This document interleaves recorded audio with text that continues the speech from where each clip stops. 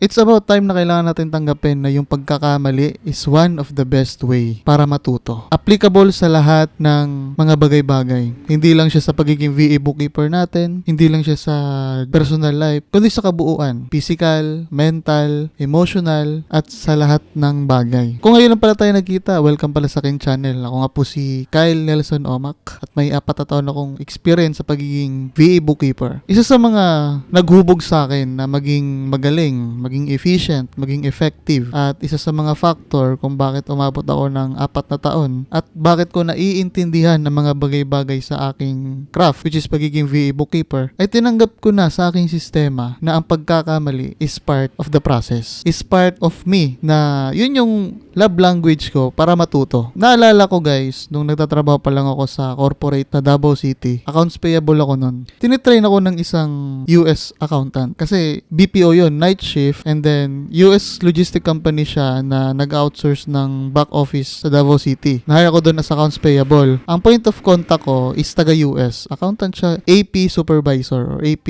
team lead or AP accountant na doon sa company na yan. And then, ako lang ang kaisa-isang tao, kaisa-isang na-hire para sa department ng logistics na yan. Kasi ang logistics, maraming type yan. Merong brokerage, drayage, may LTL, marami yan guys, yung transportation and logistics. Malawak yan. Sa drayage department, ako ang nakaatas doon. Hinire ako kasi may nag-resign at ako yung ipapalit. At dahil ako lang yung mag-isa, wala akong backup, wala akong ka-team doon na pwede mag-train sa akin kasi lahat sila hindi alam kung paano gawin yon. Yung taga-US point of person na accountant ang nag-train sa akin personally via online para gawin yung trabaho na yon. Hindi niya sa akin pinaintindi kung ano ang background ng company, paano gumagana yung drayage, ano yung terms and terminologies. Actual na kaming nag-shadow. Pinakita niya lang sa akin pangalan ng software, pinakita niya lang sa akin yung process, pinakita niya lang sa akin kung anong mga dapat at hindi dapat gawin. At habang nagtatrabaho siya, nagsha-shadow ako. Meaning, naka-share screen siya habang nagtatrabaho. After niya explain lahat, nanonood lang ako sa kanya. Nag-click siya, nagtatype siya ng ganito, tapos nagre-rename siya ng file, nagre-arrange siya ng folder. As in, kung anong ginagawa niya sa trabaho na yun, nagsha-shadow talaga ako. Na minsan, nag-shadow ko sa pangalawang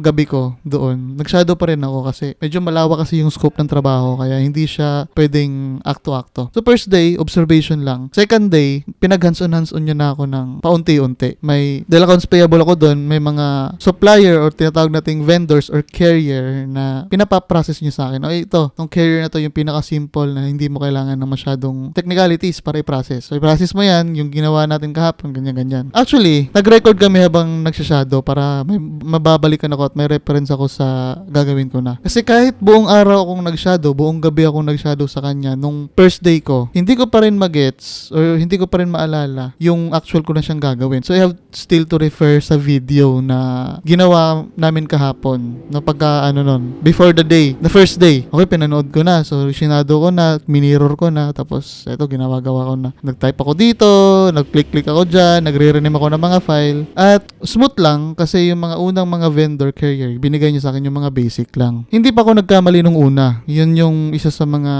ko kasi basic lang hindi kailangan siyang no-brainer siya. Umabot sa puntong nagiging komplikado na. Nagsha-shadow ko sa kanya, yung mga sinashadow ko, parang komplikado na, parang ang hirap niyang matandaan ng isang upuan lang. O hindi ko maintindihan talaga. Sabi ko sa kanya, kasi siya, bro ang tawagan namin. And kapag US naman kasi, first name basis yan. Kasi nagsabi ko sa kanya, tatagalogin ko na lang. Sabi ko sa kanya, medyo na nagiging komplikado at nagiging technical na yung process. Actually, I have to confess something. I have to be honest here. Sabi niya, sure. Sabi ko, ang way ko para matuto is to actually experience it. And I don't limit myself na magkamali. Kasi kapag nagkamali ako, doon ako mas natututo. Sabi niya sa akin, yeah, it makes sense. We're both the same, sabi niya sa akin. So, nag-hands-on ako. Sabi niya, do you want to share your screen while you doing it? So, nag-share screen ako yung nag-share screen. Parang siya na yung nag-shadow sa akin. Hindi niya ako binabara o hindi niya ako, hinayaan niya lang ako kung anong ginagawa ko. Nagko-comment lang siya kapag tapos ko na yung dapat kong gawin. At kino-correct niya na ako dun sa bandang dulo na. Na-realize ko, napaka-effective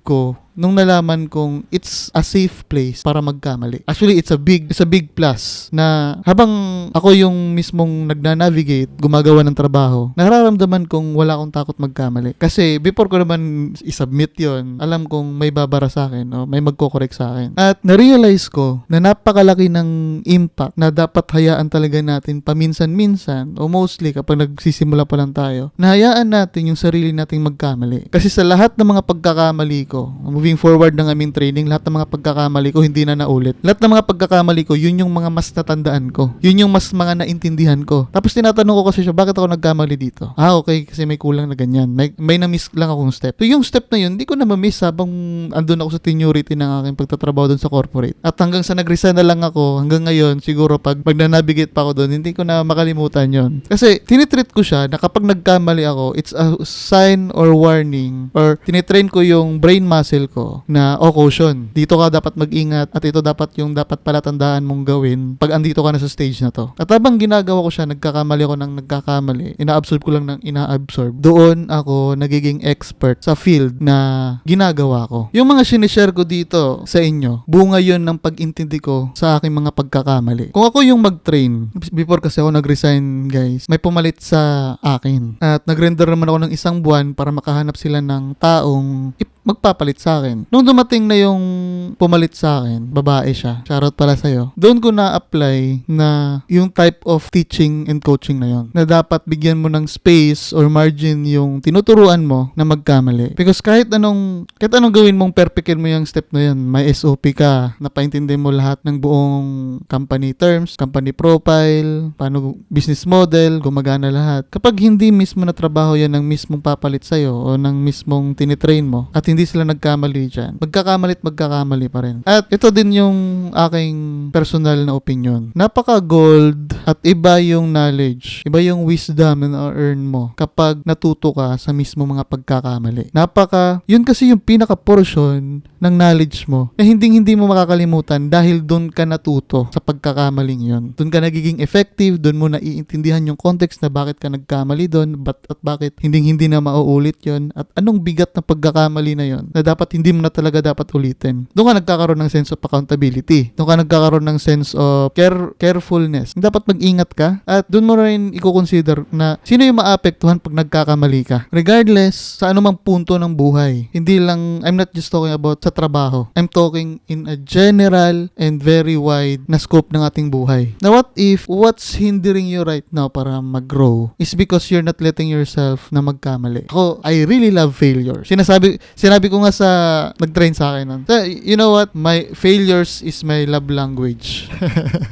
My room for errors are my source of truth. Yun yung pinaka hindi ko makakalimutan. Kasi pag nagkamali ako dyan, isang beses lang yan. At habang buhay, hindi na mauulit yan. Kasi I know at naintindihan ko kung paano nangyari siya. Kung nakikinig ka ngayon, normal ang magkamali. At kahit i-deny nyo man o hindi, yung mga pagkakamali nyo, aminin nyo man o sa hindi, yun yung mga lesson na hindi nyo makakalimutan. Traumatic man yan o intentional. Kahit sa school, hindi ko hinaharangan yung sarili ko magkamali. Sa totoo lang. Ngayon kasi bumalik ako sa school, di ba? Hindi ako nag-e-exam.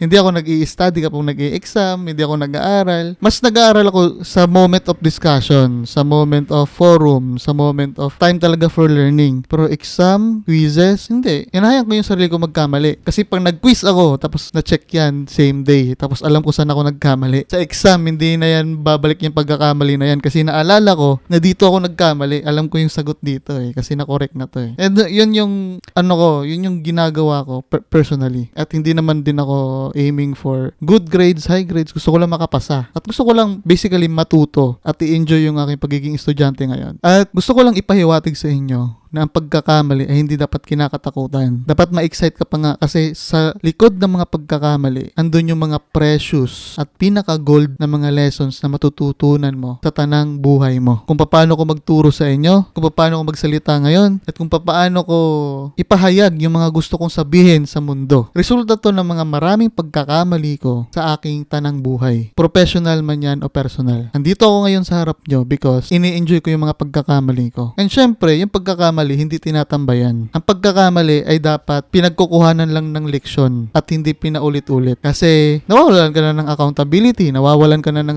sense of responsibility kapag pinaulit-ulit mo siya. Especially pag may mga taong naapektuhan sa mga desisyon mo sa buhay. Okay lang magkamali because you learn from it. Pero kapag pinaulit-ulit mo na yan, yun yung tinatawag nating wickedness. At yun, huwag ka matakot magkamali. Yun lang yung gusto kong sabihin sa episode na to. Mahal na mahal kita, mahal na mahal ka din ng Diyos. At see you sa ating next episode. At don't forget na mag-join sa ating Discord community. At don't forget as well na mag-like, comment, and subscribe sa aking YouTube channel. Bye!